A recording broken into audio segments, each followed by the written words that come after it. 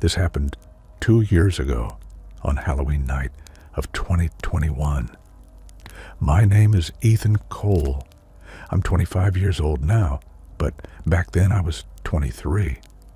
I had just finished a long, exhausting day at work because of a local fall festival we organized for the community center.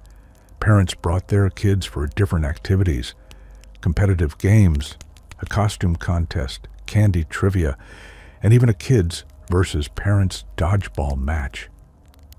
It was fun, but man, it drained every ounce of my energy. For context, I work as a community coordinator in a small town in Colorado. So organizing events like this is pretty much what I do for a living. But that doesn't make it any less tiring. When everything wrapped up that evening, all I wanted was to go home, eat something, and pass out. About an hour after I got home, it must have been around 6:30, my phone rang. It was my little sister, Lila. She asked me if I could take her and my nephew Noah trick-or-treating because neither our parents nor Noah's folks felt like going out that night. And as usual, it fell on me to be the cool big brother and make it happen. Lila was 15 at the time, and Noah was 11. Even though I wasn't really in the mood, I sighed, got up, threw on some clean clothes, and drove over to my parents' house to pick them up. When I got there, I asked if they were ready, but Lila was still putting the finishing touches on her costume. She was dressed as Raven from Teen Titans, with pale makeup that gave her that eerie, ghostly look. Noah was dressed as Sub-Zero from Mortal Kombat. Once Lila was ready, we hopped into my car and headed to one of the busiest neighborhoods in town. One I knew would have plenty of candy and decorated houses. The streets were alive with laughter and the sound of kids running around in all kinds of costumes. Every house we visited had its own theme, and everyone we met was friendly. At one house, an older man was standing outside next to a small grill. Instead of handing out candy, he gave the kids each a hot dog and a can of soda. He smiled and said he did this every year because, in his words, kids get too much sugar on Halloween. Someone's gotta give them some protein. Honestly, we could use more people like that. The kids were having a great time. They even got a few compliments on their costumes. I was enjoying watching them laugh and run from house to house, and by the time we reached the last one, their bags were nearly overflowing. We decided to call it a night and started the 10-minute walk back to the car. The neighborhood had quieted down by then. Most families had gone home, and the streets were much darker. That's when I noticed something strange. Across the street, in the yard of a house with no porch lights on, stood a person completely dressed in black. They were wearing a hooded cloak and a mask that covered their face entirely. I couldn't tell if it was a man or a woman. I only noticed them because I tend to be very aware of my surroundings. The figure just stood there, motionless, facing our direction. My instincts kicked in immediately. I leaned toward Lila and Noah and quietly said, "Stay close to me. There's someone across the street. Don't stare, just look." Noah laughed and said it was probably someone trying to scare trick-or-treaters. But Lila didn't laugh. She looked worried. She knew me well enough to recognize when I was being serious. What she also knew, unlike Noah, was that I had a Glock 19 in my backpack. I have a carry permit, and I always keep it with me for safety reasons. We kept walking, trying not to make it obvious that we were paying attention to the person. But even from the corner of my eye, I could tell that they hadn't moved. It looked like they were still watching us. As we got closer to the car, I suddenly heard heavy footsteps behind us, boots hitting the pavement. I turned around and saw the same person again, but this time I could see more details. They were wearing tactical boots, a black vest, and black pants tucked into the boots, along with a tight black spandex mask that covered their whole face. My stomach dropped. That wasn't a costume. That was tactical gear. I whispered to Lila and Noah, "Don't stop walking. Don't look back. That person is following us. Just keep calm and keep walking." Lila nodded silently. Noah didn't really understand, but he listened. We kept moving, and each time I glanced back, the person was still behind us. Same distance, same slow, deliberate pace. When we finally reached the car, they were still coming. That's when I decided I'd had enough. I pulled out my Glock, turned around, and pointed it straight at them. I shouted, "Why are you following us?" The person froze, then slowly raised their hands. They reached up and took off their mask. It was a woman, maybe in her mid-30s, with short brown hair and pale skin. She didn't say anything at first. She just stared at me with a blank expression. I asked again, "Why are you following us?" Then, in a cold, robotic tone, she said, "I'm an undercover officer. I received a report about a possible break-in in this neighborhood. When you looked at me suspiciously, I thought you might be the suspect. I suggest you lower your weapon before I arrest you for threatening an officer of the law." For a moment, I hesitated.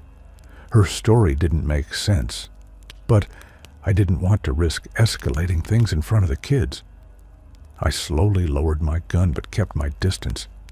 Then I said, "If you're really an undercover cop, why are you wearing tactical gear and a cloak? Wouldn't that blow your cover?" She didn't respond. She just stared at me again, her face completely emotionless. Then her expression changed. Her eyes sharpened with irritation, almost as if she was offended that I didn't believe her. Then she smiled, a long, unsettling smile, and said, "If you didn't have that gun, this night would have ended a hell of a lot different for you." Before I could react, I saw 4 more figures step out from between 2 houses nearby. They were all wearing tactical gear, no cloaks this time. 3 men and another woman. They didn't smile. They just stood there, motionless, watching. I immediately told Leela and Noah, "Get in the car." Now, they jumped in, and as soon as I was sure they were inside, I got in too and sped off.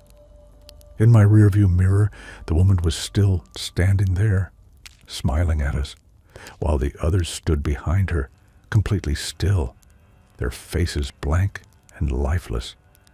The drive back was silent. None of us spoke a word. When I dropped the kids off at my parents' house, I made sure they got inside safely before heading home, but my mind was racing the whole way. Why us? The neighborhood was full of people earlier that night. Why target us? A few days later, I got a text from an unknown number. It had no words, just a photo. The picture was of my car, parked in a lot of my apartment complex. My blood went cold. I reported everything to the police, the incident on Halloween and the photo. They took the report, but said they couldn't investigate without a direct threat being made. Typical. Still, I decided to go back to that same neighborhood a week later. I found the house where I'd first seen the woman standing. I knocked on the door, and a middle-aged man answered. I asked if there had been a break-in there on Halloween night. He looked confused and said no. He told me he went to bed early because he had work the next morning. When I explained what I'd seen, he looked completely lost. He had no idea what I was talking about. That's when I knew for sure the undercover cop story was a lie. Whoever that woman and those other people were, they somehow knew where I lived and had my number. That terrified me more than anything. It made me wonder, was that really a random encounter? Or had they been watching me for a while? I'll never know what their true intentions were that night, but I'm certain of one thing. Being armed saved our lives. After that night, I couldn't shake the paranoia. I went to therapy, installed security cameras around my apartment, and avoided walking outside after dark. It's been 2 years since that night. Nothing else has happened. No strange texts, no sightings, but I still think about it every Halloween. If there's one thing I've learned, it's this. Always stay aware of your surroundings. You never know who might be watching you or what their real intentions are. Sometimes danger finds you not because you're looking for it, but simply because you exist. And that night, I truly believe that carrying my gun was the only reason we made it home alive.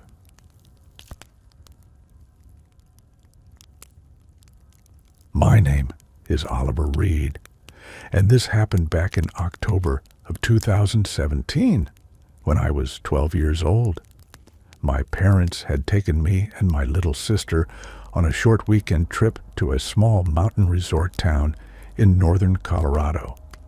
It was right around Halloween, and the entire place was decorated with carved pumpkins, fake spider webs, and orange lights that glowed softly through the misty air. That evening, my parents wanted to go to a local Halloween fair held near the edge of the woods. They had this old-fashioned haunted wagon ride. You'd sit in a wooden cart pulled by a tractor through a dark path in the forest while actors in costumes tried to scare you. As a kid, I was both terrified and thrilled. When it was our turn, I climbed into the wagon with my sister and a few other families. My parents sat in the front row, while I sat at the very back. As soon as we entered the woods, everything got darker. The trees blocked out most of the moonlight, and all you could hear was the creaking of the wheels and the sound of dry leaves crunching under the tractor's tires. Actors jumped out from behind trees. Zombies, vampires, even a fake chainsaw guy. But after a while, I noticed something that didn't look like part of the show. There was a man standing deeper in the trees, away from the lights and the decorations. He wasn't wearing a costume. At least, not one that fit the theme. He had on a dark coat, muddy boots, and a mask that looked like an old, cracked porcelain face. He wasn't moving or trying to scare anyone. He just stood there, perfectly still, staring at the wagon as we passed by. I remember looking at him for what felt like forever, waiting for him to jump out or say something, but he never did. The tractor turned, and I lost sight of him. I figured he was just part of the act. After the ride ended, my family went to grab some hot chocolate from one of the nearby stands. I couldn't stop thinking about that man, so I told my mom about him. She laughed and said it was probably one of the workers taking a break. But I wasn't so sure. Later that night, when we got back to the small cabin we were renting, I couldn't sleep. The woods were right outside my window, and every time the wind blew, the trees would creak and scrape against the glass. Around midnight, I thought I saw something moving between the trunks, just a shadow, slow and deliberate. I got out of bed, trying not to wake my sister, and looked out again, There, standing between two pine trees, was the same man from earlier, same mask, same coat. He was facing our cabin, completely still. I froze. I didn't blink or move for almost a minute. Then, as if he knew I was watching, he tilted his head slightly to the side, the way someone does when they're studying you. I stumbled back and ran straight to my parents' room, trying to explain what I saw. My dad jumped up, went to the window, but the man was gone. The next morning, my dad found fresh footprints in the mud near the tree line, right beneath my window. They led a few feet into the woods, then just stopped. No more prints, no sign of anyone. We left the cabin that afternoon and didn't come back to that resort again. Even now, years later, every Halloween night, I still think about that man in the woods, standing there silently, watching like he was waiting for something that never came.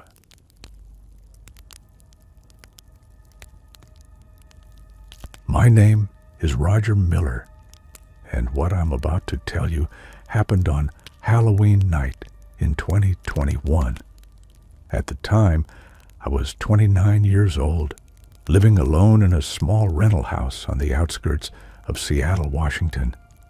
It was one of those quiet neighborhoods where everyone decorates for Halloween, but by midnight, the streets fall completely silent. That year, I didn't really feel like celebrating. I didn't put up decorations or hand out candy. I just stayed home, watching some old horror movies while it rained outside. The sound of the rain hitting the windows was oddly comforting. I remember thinking how peaceful everything felt that night. Around 11:30, I got up to grab a drink from the kitchen when I heard something. A faint tapping sound coming from the back door. At first, I thought it was just a tree branch brushing against the glass because of the wind. But when I stopped and listened carefully, I realized it was too rhythmic. It was 3 slow taps, then silence, then again. I went over to the door and flipped on the porch light, expecting to see nothing but rain. Instead, I saw a person standing there, completely still, wearing a dark hoodie and a white mask. The mask wasn't like a typical Halloween one. It looked homemade, almost like someone had molded it out of plaster. I froze. For a moment I thought maybe it was some late-night trick-or-treater pulling a prank. But there was something off about the way this person stood. They didn't move, didn't wave, didn't speak. They just tilted their heads slightly, staring straight through the glass. I backed away slowly and turned off the light, hoping whoever it was would take the hint and leave. After a few minutes of silence, I convinced myself it was over. I tried to go back to the living room and continue watching my movie, but my heart wouldn't calm down. About 20 minutes later, I heard another sound, this time from the side of the house. It was softer, like someone brushing against the wall or trying to open a window quietly. I muted the TV and listened. The sound came again. Then I heard the faint squeak of the back door handle turning. I grabbed the baseball bat I kept near the couch and crept toward the hallway. My phone was on the coffee table, but I was too focused on the door to think clearly. The handle turned again, harder this time, and I heard the sound of metal scraping against metal. Someone was trying to force it open. I ran to the front door, opened it, and dashed outside into the rain. I called 911 as I stood under the porch light, my voice shaking. The dispatcher told me to stay on the line and wait for officers to arrive. From where I stood, I could see through the back windows of my house. The living room lights were off, but the faint glow of the kitchen light showed movement. Just a shadow passing by, slow and deliberate. Whoever that person was, they were inside. The police arrived within minutes. They searched the house, but found no one. Every door and window was closed, except for the back one. It had been pried open with some kind of tool. Nothing was stolen, no signs of damage besides the lock. Just muddy footprints leading from the door to the center of the living room, and then stopping completely. The officers told me it might have been a break-in attempt that got interrupted, but I couldn't shake the feeling that whoever it was hadn't come to steal anything. After that night, I couldn't stay in that house. I moved out a week later and rented an apartment downtown. I tried to forget, but every Halloween since then, I find myself staying up until morning, lights on, waiting, just in case I ever hear those 3 slow taps again.